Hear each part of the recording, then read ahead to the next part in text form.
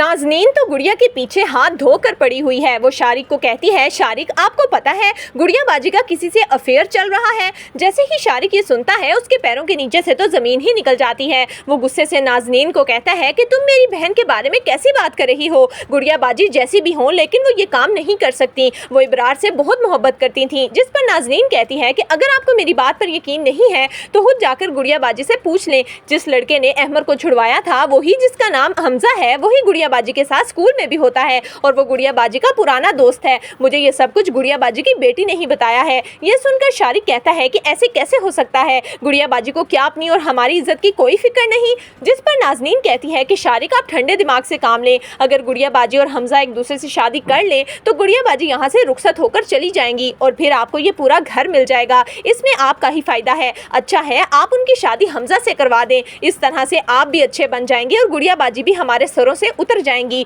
यह सुनकर शारिक कहता है कि मैं पहले गुड़िया बाजी से खुद बात करूंगा। नाज़नीन रानी को कहती है कि रानी अब खुशियों के दिन आने वाले हैं क्योंकि बहुत जल्द गुड़िया बाजी ये घर छोड़कर चली जाएंगी। जिस पर रानी कहती है कि आखिर भाभी आपने ऐसा क्या जादू किया है। जिस पर नाज़नीन कहती है कि मैं अभी तुम्हें नहीं बता सकती क्योंकि मुझे लगता है कि अगर काम होने से पहले किसी को बता दिया जाए तो वो काम खराब हो जाता है। इसीलिए मैं चाहती हूँ कि पहले वो सब कुछ हो जाए, मैं फिर तुम्हें बताऊंगी। शारिक गुड़िया के पास आता है और कहता है, गुड़िया बाजी क्या आप किसी से शादी करना चाहती हैं? वो हमजा नामी लड़का आपकी जिंदगी में आ गया और आपने हमें बताया भी नहीं। अगर आप उससे शादी करना चाहती हैं तो यूं छुप छुप के मिलने से और उसकी फेवर्स लेने से बेहतर है कि आप खुल्लम खुल्ला हमें बताएं ताकि हम आपकी शादी करके यहाँ से रुखसत कर दें। जिस पर गुड़िया हैरानगी से कहती है, ये तुम क्या कह रहे हो? तुमने ये सोच भी कैसे लिया कि मैं दूसरी शादी के लिए तैयार हूँ? जिस पर शारिक कहता है कि अगर आप शादी करके इस घर से नहीं जाना चाहती तो ठीक है, आज के बाद इस घर में सब अपना अपना खाना पीना करेंगे और सब अपनी जिम्मेदारियां खुद उठाएंगे। ये सुनकर गुड़िया कहती है, शारिक क्या तुम एक खानदान को छोटे छोटे हिस्सों में तकसीम करना चाहते हो?